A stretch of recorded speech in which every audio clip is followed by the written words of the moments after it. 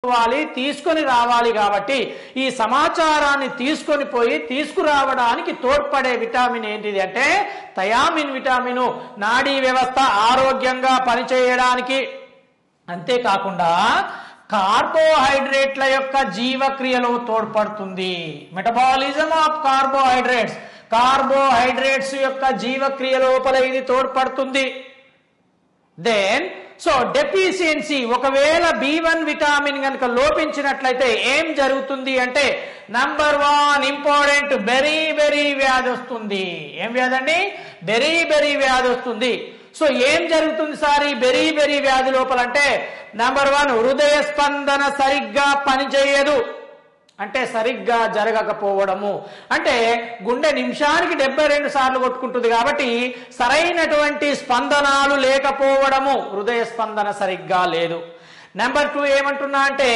So రెండవది నా కండర క్షీణత చిన్న పిల్ల లోపల చూసినట్లయితే కండర క్షీణత మస్కులార్ డిస్ట్రోఫీ అంటారు కండర క్షీణత ఏర్పడుతుంది దెన్ చిన్న పిల్లల్లో అలసట నీరసం ఏర్పడుతుంది బాగా టైర్డ్ అయిపోతూ ఉంటాడు బాగా వీక్ అయిపోతుంటాడు కాబట్టి అలసట ప్లస్ నీరసం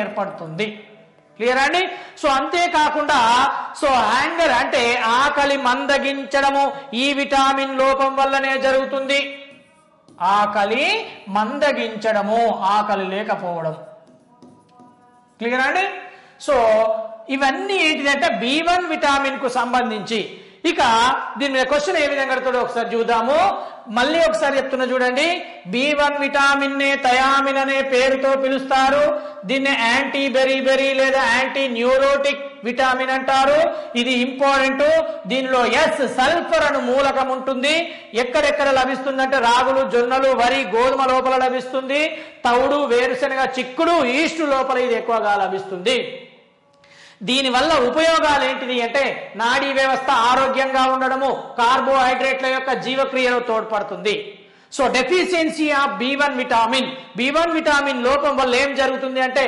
నంబర్ 1 బెరీ అని వ్యాధి వస్తుంది బెరీ వ్యాధిలో ఏం జరుగుతుంది సార్ అంటే హృదయ స్పందన సరిగ్గా జరగకపోవడము బెరీ యొక్క లక్షణము సో కొన్నిసార్లు సో పెరాలసిస్ పక్షవాతం కూడా వచ్చే అవకాశం ఉంటుంది బెరీ లోపల సో అదే విధంగా కండర క్షీణత కండరాల యొక్క అంటే మస్కులార్ డిస్ట్రోఫీ అంటారు కండరాలు బిగుసుకుపోవడం వంటి లక్షణాలు కనబడతాయి అలసట ఏర్పడుతుంది నీరసం ఏర్పడుతుంది సో ఆకలి ఉండదు ఆకలి మందగించిపోతుంది ఇక్కడ మనకు బిట్లు ఏంటి గుర్తుపెట్టుకోవాలి సార్ అంటే B1 vitamin thiamine anti berry anti neurotic hormone sulphur ను కలిగి ఉంటుంది నెక్స్ట్ దీని లోపం వల్ల ఏమొస్తుంది సార్ అంటే బెరీ అనే వ్యాధి వస్తుంది కాబట్టి సో బెరీ వ్యాధి రావడానికి దేని లోపము అనంటే థయామిన్ లోపము ఎక్కడ లభిస్తుంది అంటే ఇది సో లోపం ఎందుకు వస్తుంది అంటే పాలిష్ చేసినటువంటి బియ్యము ఎక్కడండి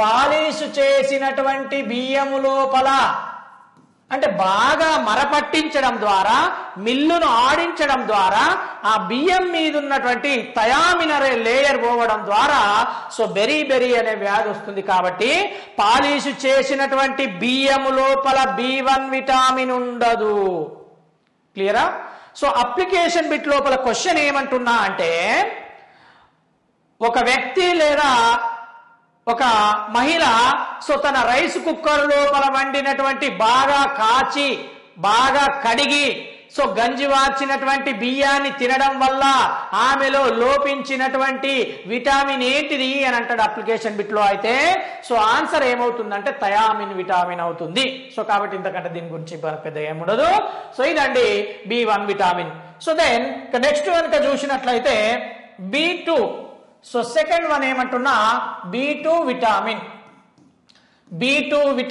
నే రైబోఫ్లేవిన్ అనే పేరుతో పిలుస్తారు ఏమనండి రైబోఫ్లేవిన్ అనే పేరుతో పిలుస్తారు దీనినే ఎల్లో ఎంజైమ్ అంటారు ఎల్లో ఎంజైమ్ అని ఏ విటమిన్ కు పేరు అనంటే రైబోఫ్లేవిన్ కే ఎల్లో ఎంజైమ్ అనే పేరుతో పిలుస్తారు దీన్ని యాంటీ కీలోసిస్ అని కూడా పిలుస్తారు ఏమనండి యాంటీ కీలోసిస్ లేదా దీన్నే యాంటీగ్లాసైటిస్ అంటారు. ఏమనండి? యాంటీకీలోసిస్, యాంటీగ్లాసైటిస్, ఎల్లో ఎంజైమ్, రైబోఫ్లేవిన్ అనే పేరుతోటి పిలుస్తారు. So B1 vitamin B2 vitamin ని రైబోఫ్లేవిన్ అంటారు. అదే విధంగా చూసినట్లయితే ఎల్లో ఎంజైమ్, యాంటీకీలోసిస్ అనే పేరుతో పిలుస్తారు. ఇది ఎందుకు పనిచేస్తుంది అంటే నెంబర్ 1 ఆక్సీకరణ క్షయకరణ చర్యలకు తోడ్పడుతుంది, ప్లస్ క్షయకరణ చర్యలకు తోడ్పడుతుంది. ఆక్సీకరణ క్షయకరణ చర్యలకు తోడ్పడుతూ ఉంటుంది. రైట్. ఏంటి సార్ ఆక్సీకరణ క్షయకరణ అంటే? ఆక్సిజన్ వినియోగించబడాలి. సో అదే విధంగా హైడ్రోజన్ ఆక్సిజన్ వినియోగించబడడం, వినియోగించబడకపోవడం వంటి చర్యలు ఆక్సీకరణ క్షయకరణ చర్యలు.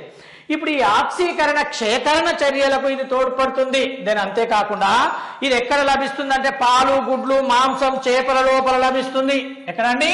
పాల లోపల లభిస్తుంది, గుడ్ల లోపల లభిస్తుంది, మాంసం లోపల లభిస్తుంది, చేపల లోపల ఈ విటమిన్ లభిస్తుంది. ఓకే. సో దీని లోపం వల్ల ప్రధానంగా ఏమొస్తుంటాయి అంటే నంబర్ 1 ఏమంటున్నా, so deficiency of B2 vitamin లోపం వల్ల కీలోసిస్. ఏంటండి? కీలోసిస్. కీలోసిస్ అంటే ఏంటిదంటే నోరు మూలలలో పగులుతే, సో నా నోరు మూలలలో గనక పగిలినట్లయితే ఆ వ్యాధిని ఏమంటామంటే కీలోసిస్ అంటారు.